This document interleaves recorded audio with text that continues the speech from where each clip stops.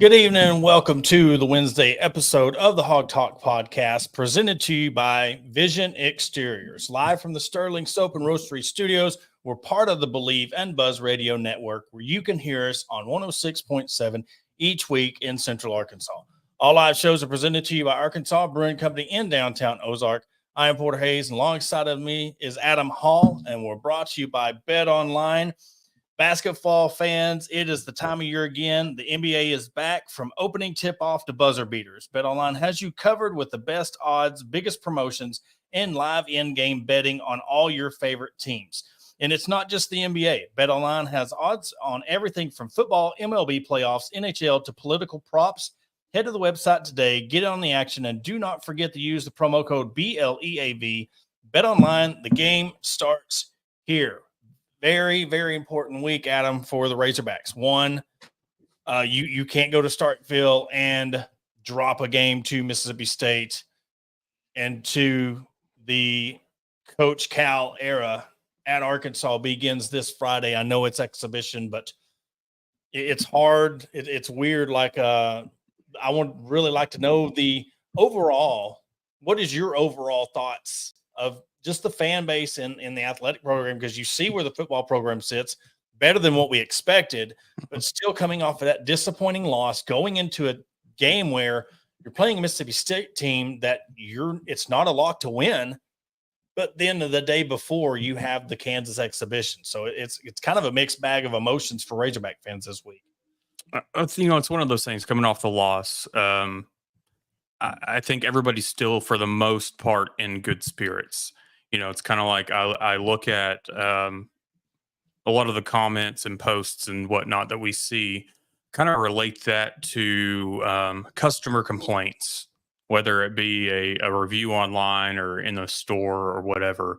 You hear more about the bad things or the things that might not necessarily be accurate than you do about the good things. So I think we see a lot more of the negative comments and whatnot. And it was frustrating to watch Saturday. Like we talked about, we didn't expect to be essentially, from a score standpoint, blown out. I know the game was closer than the score indicated. But it's one of those things that I think everybody's still in pretty good spirits when it comes to football side of things. You're still getting to bowl eligibility. You're still right there for it.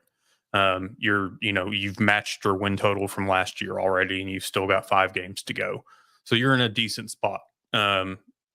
With everything else, there's no getting away from the excitement of the Coach Calipari era starting at Arkansas. Yeah. It doesn't matter. If Arkansas had won Saturday, Fayetteville would be absolutely bonkers right now. They'd still be partying on Dixon Street right now. I mean, they'd be camped out instead of camping out at Bud Walton Arena. They'd be setting up tents on Dixon Street. Oh yeah, they just stayed out there the entire week. But it's there's nothing that could happen really, I think, in football to take away from the excitement of what's starting on Friday night. And I know it's just an exhibition game, but at the same time, we finally get our first look at Cal on the home bench. Coming out wearing red. I mean, I think that's when it's really going to sink in. You see the videos, but him really going out there and the crowd's cheering for him wearing the Razorback red. I mean, all that stuff that you see when you think of Coach Cal, it's almost like somebody tells you this is Dr. Pepper, and then you take a drink of it and it's sweet tea. It just throws you off. And I think that's the effect. Weird analogy, I know, but it's just that effect that what you think it's still hard to believe and see. But I really want to go back to the football thing and throw a what if at you. And it's like, do you think that the fan base would act differently, give same score, same performance, same everything, if Arkansas would have won the Oklahoma State game? No. Just because of the aspect of it being a conference game, being in the SEC, you've taken, if you had won that game, you're essentially in a driver's seat for one of the top 2 spots in the SEC. Yeah, that's true. So I'm just looking at that from that standpoint of getting to the conference championship. So I don't think you do. But here's the thing: is a lot of people, I think, had it in their head that we would have beaten Oklahoma State and still lost to LSU. So it kind of would have kind of shifted a little bit, but I don't think it would have made much of a difference. Yeah, you'd be 5-3, 2-2. So, I mean, the only reason, yes, you had the expectations of, and it was a lot of self-inflicted expectations. You knew this team, they're not ranked, they're a good team. But you look at the Texas A&M game, how good Texas A&M is. Yeah, you were in a position to win that. You let it slip away. You've seen how Arkansas just come out flat and got outplayed by LSU. It's that Oklahoma State game there. That is the one that now we're one win away from bowl eligibility, because you look down the barrel of the rest of your schedule.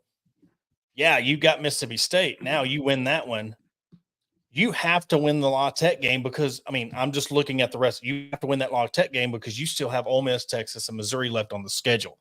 So from that comfort zone, you're sitting, yeah, you would have lost the game, but you're still sitting 5-3 opposed to it. But I just said that for argument's sake, but we know the fan base. It wouldn't have mattered. We know that if they could have won that game and lost that, because you brought up the perfect point. I mean, look where you're at if you win that game. If we want to play the what if game, we can reverse that. Where would Arkansas be ranked? Where would Arkansas be considered as a dark horse for the college football playoff, coming off 2 top 10 wins in a row against SEC opponents?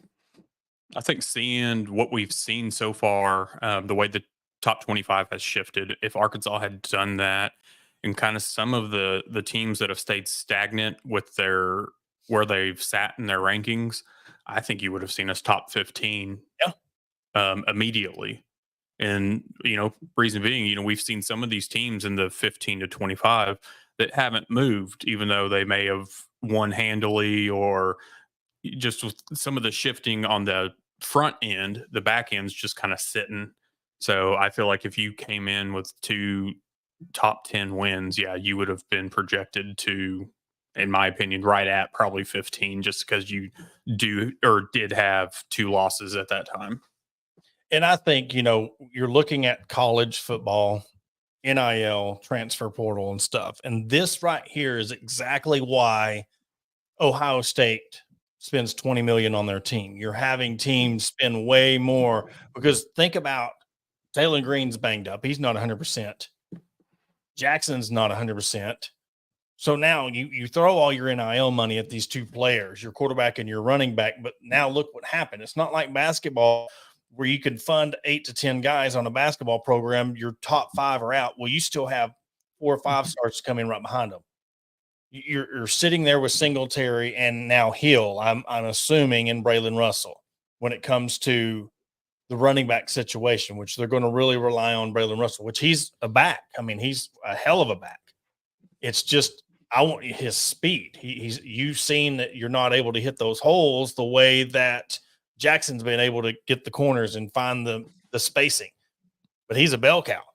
Now against a team like Mississippi State, you have the talent, and you have the upper hand on them. It's just the going on the road in 11:45 is my biggest hangup of, we can't let this team come out flat, because you're going to, no matter what, Mississippi State, where they are this season, you're still playing them on the road and they have cowbells. Yeah, cowbells at 11:45 in the morning. I don't know who wants to hear that. But, with the running backs, hopefully Depinion picks himself up after the fumble. And then who knows what'll happen this Saturday with Jackson, but I'm looking at, like you said, Braylon Russell is your workhorse. Yeah. I'm not sure. I haven't looked this week to see if anything's been moved forward with Rodney Hill. But Depinion, Braylon Russell, it's one of those that I would expect them to get the bulk of everything. Yeah. Because even if Rodney Hill is, say, ready to go more so than Jackson, you don't want to risk anything for the rest of the season. So if you can get it done with a couple of guys, then great. I still think, one thing looking at Taylor Green last week, or, on Saturday, was some of the times, him kind of gingerly limping off the field afterwards. He was toughing it out, especially there at the end, when the game was already out of hand. And it was just one of those that you don't want these guys, because we just saw it on the Monday night game. You don't want to see these guys when the game's out of hand, they're still in the game and end up hurting themselves. Yeah. And whether it be for a few games or the rest of your season, like we saw with Godwin for Tampa Bay Bucks, in mop-up duty like that, you don't want to see these starters get hurt. So I get when you need to protect them. So if Rodney Hill's not ready, don't play him. I think the last I heard he was probable. I mean, so I mean, that give or take what that means, And it may be something that's just as simple like, hey, we're going to get him like 5 to 10 touches, 5 to 7 touches, and call it good.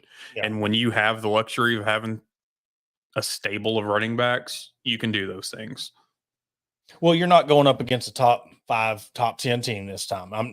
Let's just call a spade what it is. I'm not sitting here calling an automatic Arkansas win, but you're going up against a team. Yes, they've been playing better, and I have posed the question, are you catching them at the wrong time? But they're still 0-4 in the conference play, 1-6. But what really got me, you're talking about the Dominion fumble. That was mental, because it's like, you just got everything going wrong, and then another thing happens. It's like the timing couldn't have been any worse when it comes to, you had the game where you're in it, then the interception. Then they start taking the lead, and then the game's already over with. Hey, let's just add one more to it, and let's just have this fumble. So from that point, I really hope he can bounce back and really come out on fire. I think defense, I think this is where the coaching staff needs to be challenged again. We said it earlier in the year, but how they come out with that soft spacing against LSU and was just letting them drive down the field. You got to have more of a game plan of knowing what they're going to do. We're halfway through the season. You should know, all right, they're going to try to do this on the first drive. That way you're setting the tone. I think, yes, they corrected things, but I think LSU was able to set the tone early in that game to where, yeah, the score was close, but after that interception, it was just, it was ball game. I mean, that was that last string of hope. That was that last finger that was on that rail before they fell off, and that's what happened. But, you have a chance to bounce back. And like you said, you win the game Saturday, you're sitting 5-3 and 3-2. So we really, honestly, from a whole scheme, have to step back and ask ourselves, with fans with true serum, would you, the ones who have said that this team wouldn't be where they were, would you have seen this team at 5-3 and 3-2 at this point in the season?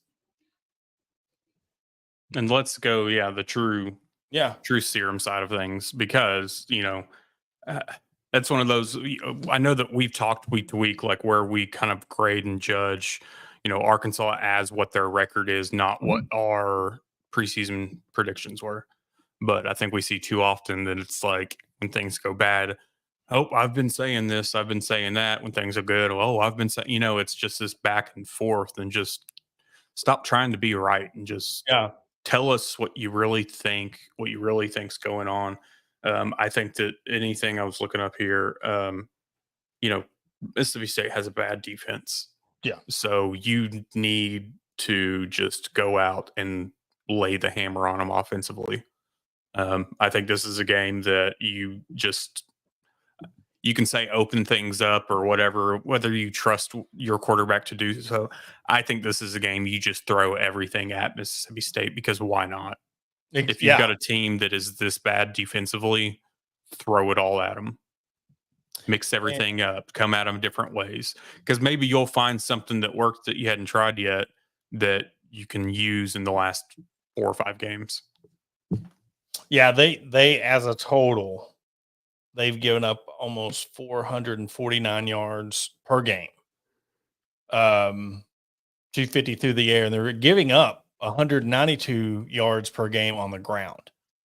So if this is a game where Arkansas needs to get bounce back and really rely on Braylon Russell, really rely on those passing game, get some of those receivers open. We've seen last game those glimpses of Haas Seeing those glimpses of Tesla getting back in that rotation. I think you're talking about mixing it up. I think you, again, throw the kitchen sink at them, throw some stuff you haven't seen this year, but yet get the tight ends involved, get Tesla involved, get Armstrong involved, and really blow this thing open. Because you know what? A close game, a close win, it's going to be nice to have a win, but it's really going to make you hesitant on, all right, where do we see these last 3 SEC games? Mhm. Where do we see the last 4 games overall? Because you're throwing La Tech in there as well. Because I mean, we totally, you got Texas, Ole Miss, Missouri left after the Mississippi State game. So this is going to be the easiest game on the schedule left, and I am even adding La Tech in there because I mean, just La Tech's a sneaky team that can come up and beat you. So, and it's squished in between your SEC schedule. Yeah, I'm looking at let's see, I'm just the overall stat leaders for, looking at the season leaders, like they've got one receiver. And I know for a lot of games, it seemed like we've only had Armstrong. And God love him, I appreciate everything that he's done, every 100-yard, everything. But I think this is the game that, we started seeing it against LSU with Broden. I think this game you try to add on to Broden what you started building in the LSU game. Yeah. He just seemed more comfortable. I mean, obviously catching it, but he just his routes, his running, and keeping his head up, he seemed more comfortable in Saturday's game than we've seen him all season. So and the effort, effort that even that one ball that was clearly going to be out of bounds, he still went out of his way to try to pull that in. Mm-hmm. That's what you want. I mean, yeah. And look, for the kid taking all the heat and to sit there, and rightfully so. I mean, you're missing some stuff that Division I wide receivers should be catching. I hate nothing more than the fundamental elementary, you're turning your head before you catch the ball. Or, I mean, you got your hands like this and you let it hit your shoulder pads instead of bringing it in with your hands. So that's what really that's why fundamentals, that's why practice is so important, that muscle memory, and not just relying on it bouncing off your shoulder pads, or you're trying to turn your head and think about your next move before you've already solidified the ball. Because that leads into an incomplete pass, or it could lead into a turnover. Because if you're back here with the ball and you're already turning, somebody strips it. I mean, it just the pros, the cons outweigh the pros when you're doing stuff like that. Mm-hmm. And I think it's good too that we've seen the last 2 games also.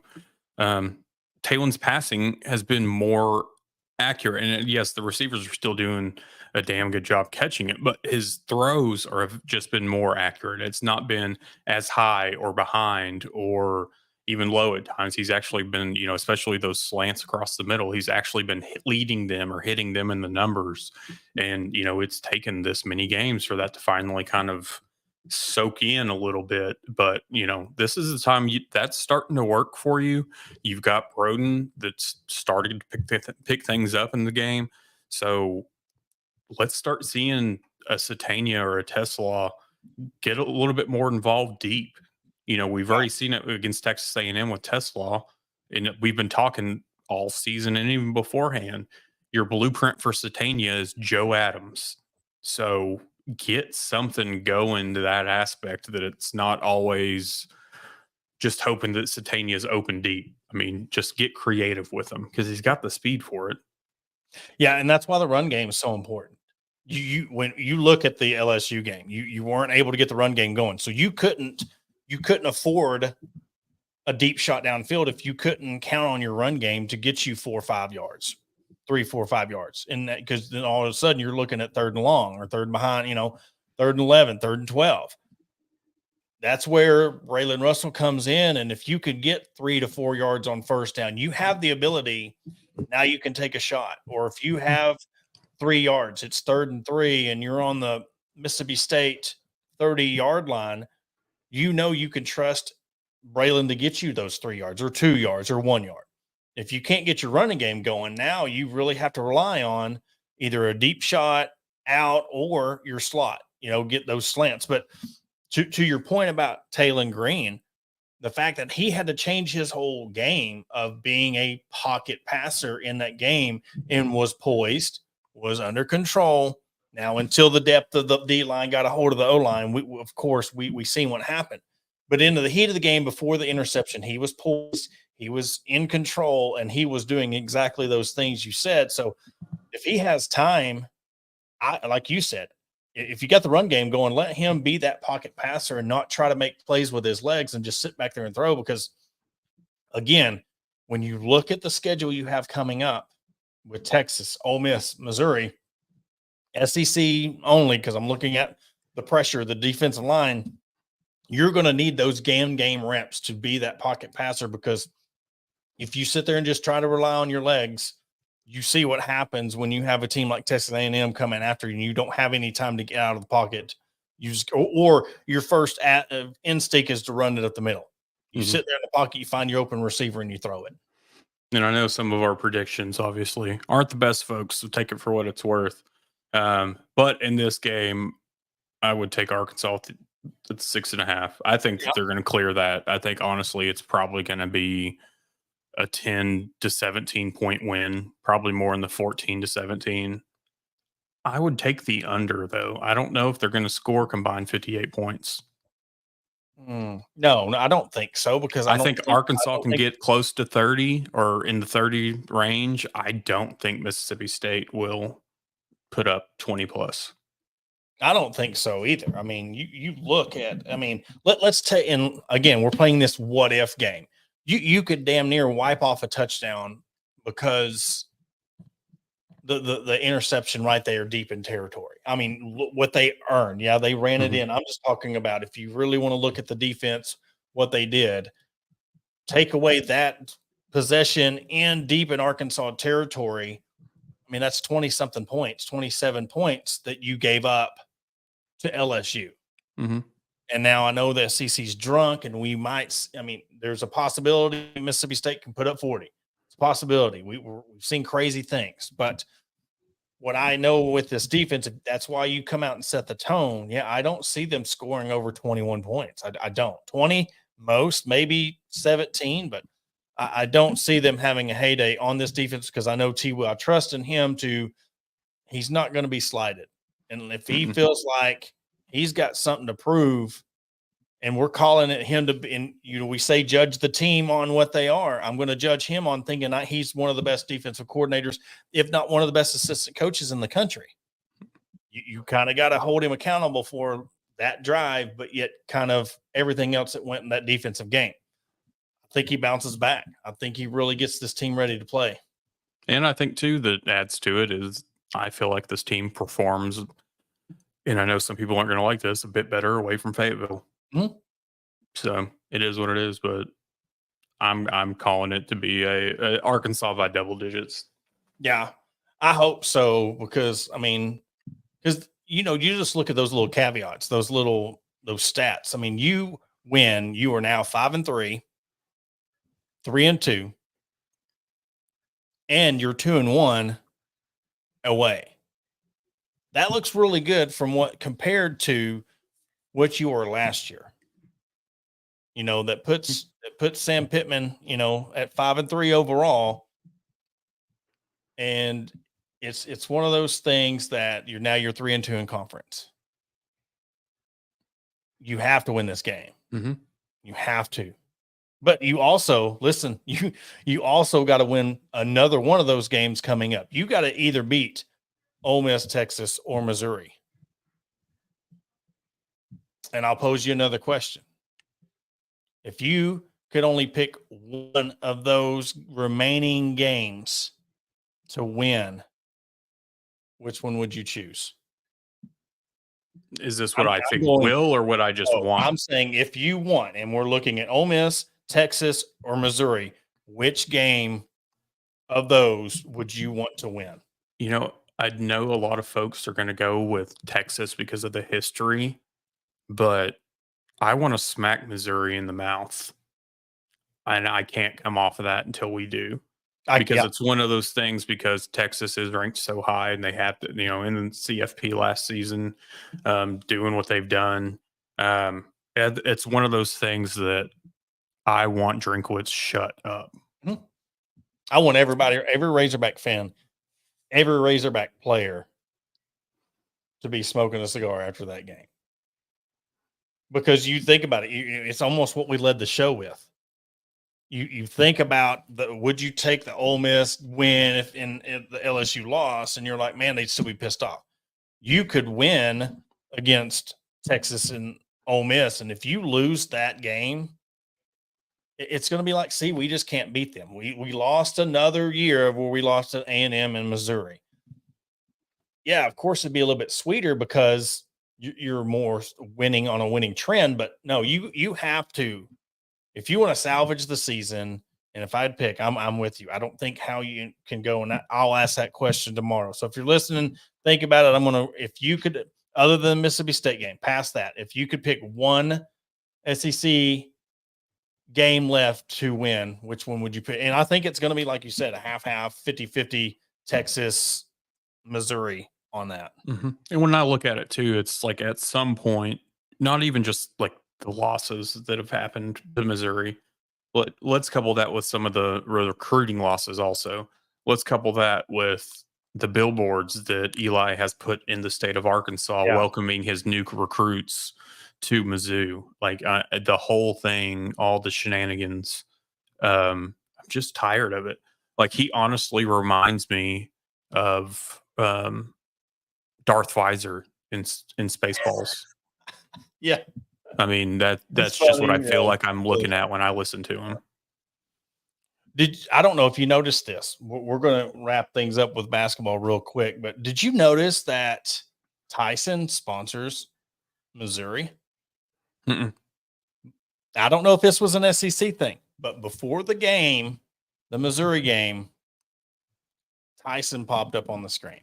So I don't know if they're doing anything with Missouri or SEC thing, but yeah, I know they're not on the field, or I didn't notice it. No, it was on the screen. Yeah, it was on the screen when it could have been a fluke. I don't know, but you know how they are about the Walmart thing, and I seen that pop up. I was like, oh Lord, did they really come out and help them out too? But we're going to wrap things up. Coach Cal, starting. What is your expectations for this game? I know with last year, we know a win doesn't mean everything, but what are you expecting out of this game on Friday? So I honestly, out of this, I don't expect a win. And I don't think there's anything wrong with that. We're going against the number one team in the country. I know they've had some transfers in, but, again, completely new team, which I know that we're used to as fans, but you're also coupling that with a new coach, new coaching staff, new everything. Just go out and put on a good showing. I know Coach Cal has already tried to prepare fans like, hey, we're preaching defense. We're going to be defensive minded. The offense is going to come, but the offense may be a little slow at first because obviously you're still gelling. You're still getting a feel of actual gameplay. I don't expect to win, and I think that's okay. And then I was just looking at what Kansas has put out there so far. They're possibly going to be without Hunter Dickinson. He re-aggravated a foot injury last Friday. And then also a former Alabama guard who's now at Kansas, Rylan Griffin, is listed as doubtful. And then another transfer guard, Shaquille Moore, who had foot surgery. He's going to be out. So they're missing three key pieces that, so it's one of those things that either way, if we lose, take it for what it is. It's a charity exhibition game. This is where you kind of grade where you're at this point. And then, move on from it. If you win, great, fantastic. Just don't get your hopes up so high like we did last season. Yeah. Don't get blown out. Exactly. That's the only thing. Don't get blown out. Because like you said, we might not lose the game, but I think if they go out there and they put on a show, it's electrifying. You're hanging with them. And yeah, you might lose, but you're seeing the potential because, again, I think last year's win over Purdue told you, all right, don't mean nothing in the grand scheme of the season. But if they can go out there and hang with the number one team in the country with this, right now, let's just call it a put together team coming in, transfers and all that, because you don't have anybody from last year's squad on that team. If you can come in there and hang with the number one team in the country, you have to take that as somewhat as a win.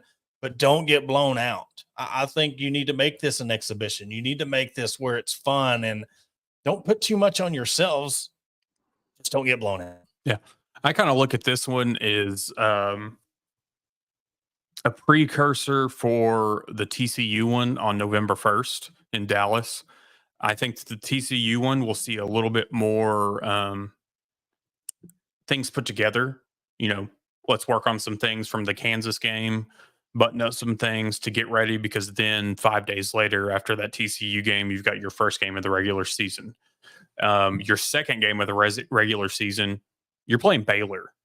So you've only got 2 exhibition games and then your first regular season game against Lipscomb to get ready for Baylor, who's currently ranked number 8.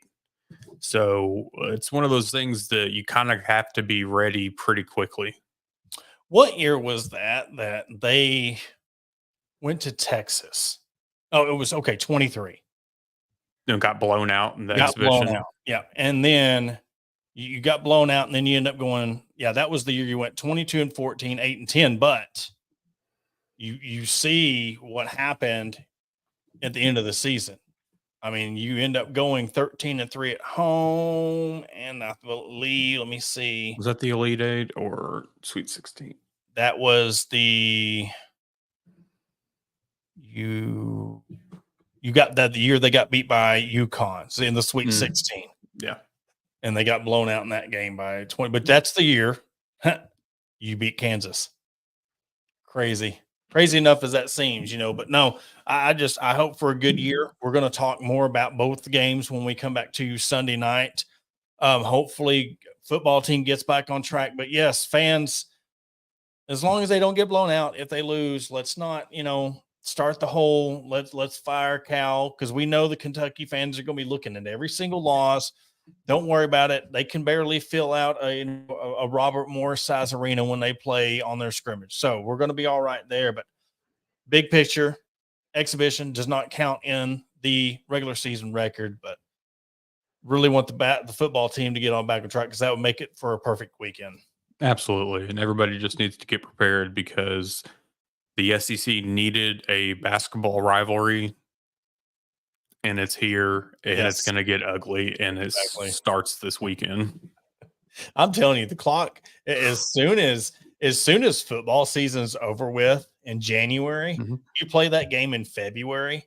Well, and a lot of the Kentucky fans have already checked out of football. Oh, yeah. So that, you know, they're ready to go. But that's all they got, you know, because they're like the Cowboys, you know, they say this is going to be a different year, and then all of a sudden, now that they're trashing football again, they're like, oh, we're a basketball school. You know, the biggest mouthpiece for Kentucky's so good at that. He gets everybody on his side. He's either going politics or football, and now, you know, he wants to go, you know, basketball. So, you know, it's just pick a lane and stay with it, because that's all y'all got. Oh yeah. It's gonna be fast and furious here in the next few days. Yeah. Well, that's going to do it for this Wednesday edition of the Hog Talk podcast, presented to you by Vision Exteriors. Want to appreciate all of our sponsors, everybody tuning in tonight, Believe Network, Buzz Radio Network. We'll catch you on Sunday.